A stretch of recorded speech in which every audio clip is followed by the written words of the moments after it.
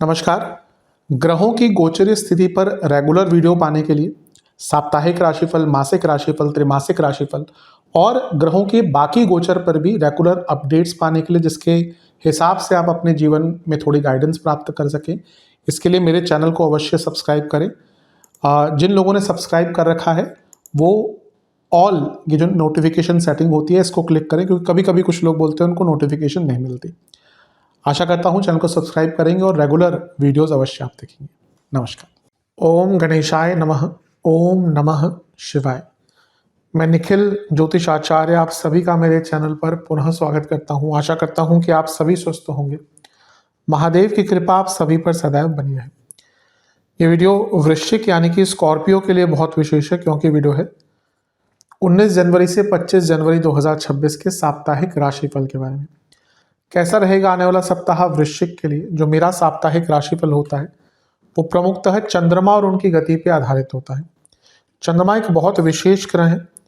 चंद्रमा की विशेषताएं बहुत है, लेकिन जब हम साप्ताहिक राशिफल की बात करते हैं तो पहला तो उनकी तेज गति, फिर उनका मन का कारक होना, और फिर उनकी एक क्वालिटी कि वह जिस भी भाव, राशि, ग्रह आदि के साथ संबंध संपर्क साधते हैं उनको बहुत एक्टिवेट कर देते हैं। इन सभी कारणों से चंद्रमा का जो गोचर होता है वो बहुत विशेष होता है। चंद्रमा के गोचर के कारण हमारे मन, मस्तिष्क, विचार, स्वभाव, सोचने के तौर तरीके, दृष्टिकोण, हर चीज़ पर डायरेक्ट इम्पैक्ट पड़ता है। और जैसा मैंने कहा, इसके बारे में समझने के लिए साप्ताहिक राशिफल अति उपयोगी होता है। यदि आपकी लग्न राशि, इस अंधकारमय जीवन में ज्योतिष एक मात्र विद्या है जो हमें थोड़ा सा गाइड कर सकती है। भले ही राशिफल बहुत सामान्य आधार पर दिए जाए, लेकिन एक जनरल गाइडेंस के लिए बहुत उपयोगी होते हैं। यदि आपकी लग्न राशि या चंद्र राशि वृश्चिक है, दोनों ही देख सकते हैं गाइडेंस के लिए, अलग अलग नहीं बन सकते। जहाँ से सूट लिट ज़्यादा करता है वहाँ से देखिए। व्यक्तिगत तौर पे मेरा मानना है लग्न से देखेंगे तो अच्छा, इनकेस नहीं पता है तो चंद्र राशि से भी इसको देख सकते हैं। शुरू करते हैं। चंद्रमा आपके तीसरे भाव में आ जाएंगे, यानी कि मकर में 19 तारीख को। ऑलरेडी शाम को आ चुके होंगे पिछली, तो 19 को यहीं पर रहेंगे और 21 जनवरी सुबह के 2 बजे तक यहीं पे उनका प्रवास रहेगा। तीसरे घर के चंद्रमा यूं तो अच्छे होते हैं, यहाँ पर उन पर प्रभाव बहुत ज़्यादा है, लेकिन फिर भी मैं कहूँगा कि इतना बुरा नहीं दिख रहा। पहले अच्छी चीज़ों की ही बात कर लेते हैं। भाग्येश हैं, पराक्रम भाव में बैठकर भाग्य स्थान को ही देखेंगे, यानी कि भाग्य पराक्रम योग बन रहा है। भाग्य भी बढ़ेगा, पराक्रम भी साथ देगा, तो कार्य बहुत पूर्ण हो पाएंगे। चंद्र मंगल योग बन रहा है, जिसमें मंगल उच्च के हैं और मंगल लग्नेश है, तो लग्नेश भाग्येश का मिलन हो रहा है, वो भी पराक्रम भाव में। भाग्य बहुत साथ देने वाला है। चंद्रमा शुक्र के साथ हैं जो आपके सप्तमेश हैं, और चंद्रमा सूर्य के साथ हैं जो आपके दशमेश हैं, और चंद्रमा खुद नवम भाव के स्वामी हैं। कुछ लोगों के कार्यक्षेत्र में ट्रांसफर्स हो सकते हैं, इवन अगर प्रमोशन आदि की बात चल रही है तो वो भी हो सकता है, अगर वो इस टाइम पे वो प्रक्रिया चल रही है। और यहाँ पे बुध भी हैं जो लाभेश हैं और अष्टमेश हैं, तो ये अंकित करता है कि अचानक से बड़े धन की प्राप्ति भी हो सकती है। ये सब कुछ चौथे से 12वें घर में हो रहा है, तो प्रॉपर्टी बेचने का योग बहुत अच्छा है। और अगर आप कोई यात्रा पे जाना चाहते थे उसके लिए भी अच्छा योग है। सब कुछ बहुत अच्छा दिख रहा है। प्रॉब्लम क्या है कि गुरु से अष्टम में है तो शकट योग, और चंद्रमा यहाँ पे सूर्य के साथ है तो अमावस्या दोष। बुध के साथ चंद्रमा अनकंफर्टेबल रहते ही, और बुध अष्टमेश है, तो यहाँ पे ना ओवर कम्युनिकेशन बहुत तंग करेगी, ओवर इम्पल्सिवनेस बहुत तंग करेगी, ज़्यादा प्रयत्नशील रहना, ज़्यादा उत्सुक रहना बहुत तंग करेगा, और कुछ अपनों से आपके वाद विवाद भी हो सकते हैं, कलीग से भी हो सकते हैं, घर में भी हो सकते हैं। तो आई थिंक वाद विवाद से बचें, कम्युनिकेशन प्रॉब्लम से बचें, आर्ग्यूमेंट से बचें। वही एक ऐसी चीज़ है जो आपको यहाँ पे तंग करेगी। अदरवाइज ये टाइम बहुत अच्छा और कई कार्य पूर्ण करता हुआ आपका दिख रहा है।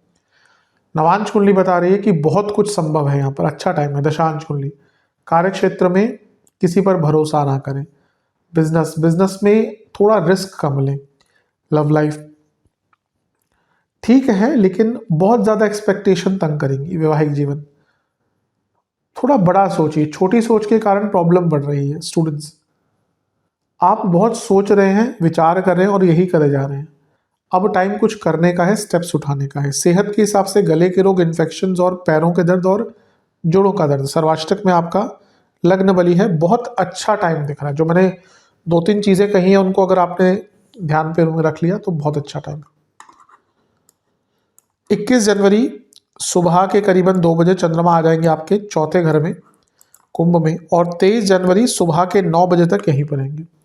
चंद्रमा का चौथे भाव में आना मिश्रित होता है, थोड़ा ऑन द नेगेटिव साइड ही होता है, क्योंकि कारको भावनाशय दोष लगता है और चंद्रमा पर ये दोष सबसे ज़्यादा लगता है।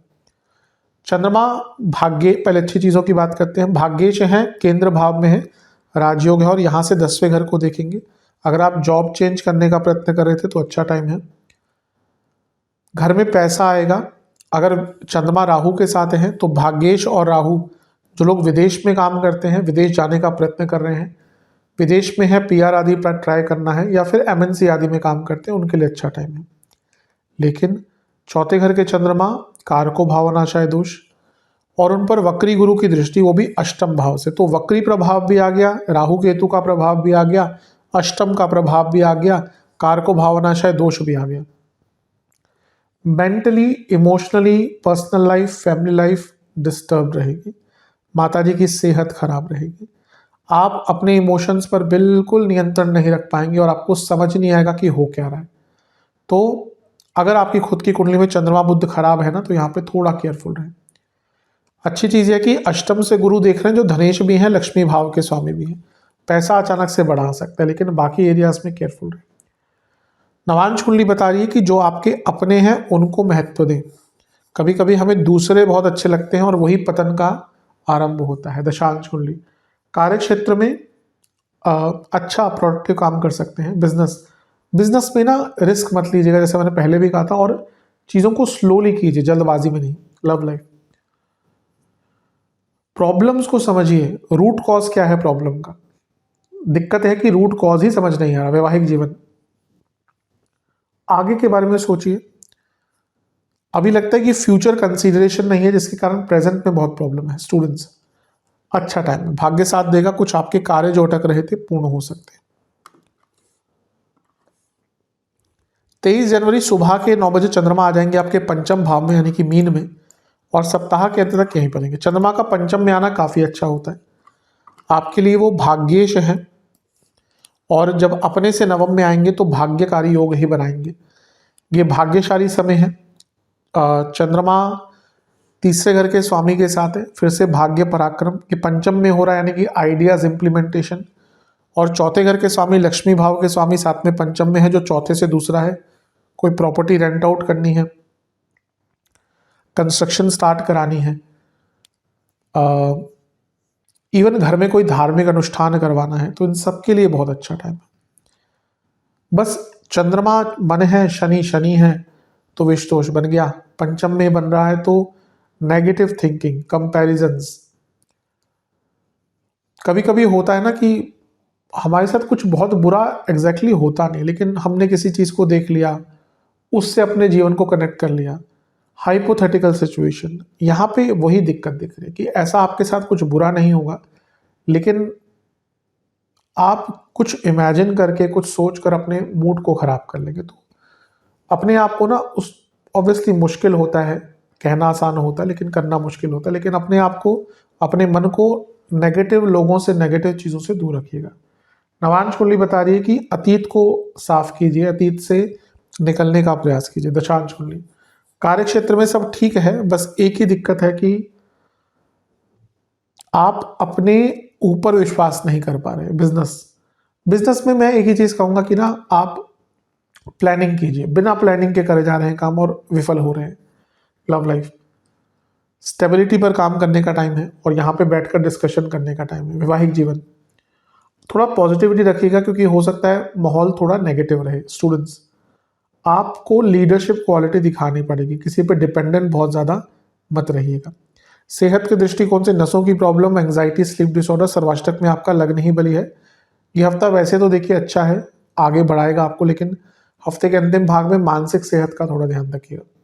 उपाय के स्वरूप में बजरंग बली की आरती कीजिए कपूर के साथ।